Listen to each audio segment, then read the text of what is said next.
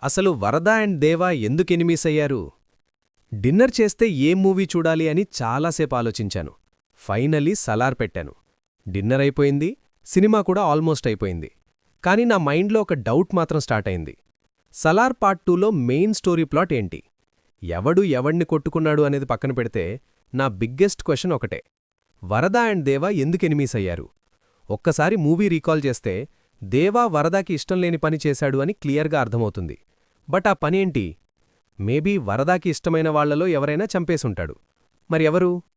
వరదాకి ఉన్నవాళ్లు లిస్ట్ చూస్తే నన్నా, కర్తా, జగపతిబాబు. ఆయన చనిపోతే వరదాకే పవరొస్తుంది, సో ప్రాబ్లం లేదు. అన్నా, రుద్ర ఆల్రెడీ వరదాని చంపాలి అనుకుంటున్నాడు, సో ఆయన కూడా కాదు. అక్క రమ పార్ట్ 1లో బతికే ఉంది, సో ఆమె కూడా కాదు. వరదా గ్యాంగ్ మెంబర్స్ తాటా, డ్రైవర్, స్కార్ఫేస్ పర్సన్ పార్ట్ 1లో అందరూ బతికే ఉన్నారు, సో ఇంక మిగిలిందొకడే, వరదా తమ్ముడు. ఇంట్రెస్టింగ్ పాయింట్ ఏంటి అంటే పార్ట్ 1లో వరదా తమ్ముడు ఎక్కడా కనపడ్డు. ఇంకా ఒక డైలాగ్ కూడా ఉంది. వరదా చెప్తాడు, నాకేమైనా పర్వాలేదు, నా బాధంతా నా తమ్ముడేమైపోతాడో అని. సో చంపింది అతనేనే.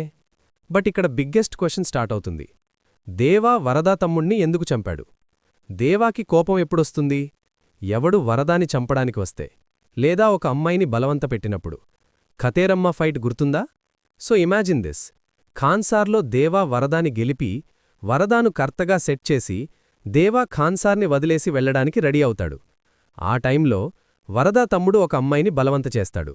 దేవా అది చూస్తాడు. మరి దేవా నేచరేంటి మనకి తెలుసు. అక్కడే వరదా తమ్ముణ్ణి చంపేస్తాడు. అక్కడ్నుంచి స్టార్ట్ అవుతుంది దేవా వర్సెస్ వరదా వార్.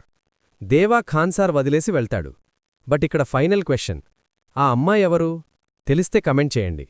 అదే సలార్ పార్ట్ 2లో బిగ్గెస్ట్ ట్విస్ట్ అయ్యే ఛాన్స్ ఉంది. వీడియో నచ్చితే లైక్ అండ్ ప్రతి టీఎఫ్ఐ బానిసకు షేర్ చేయండి. ఇంకా ఇలాంటి రియల్ మూవీ డీటెయిల్స్ ప్లస్ నా fat to fit weight loss journey కోసం బికమింగ్ బక్కడు ఛానల్ని సబ్స్క్రైబ్ చేయండి.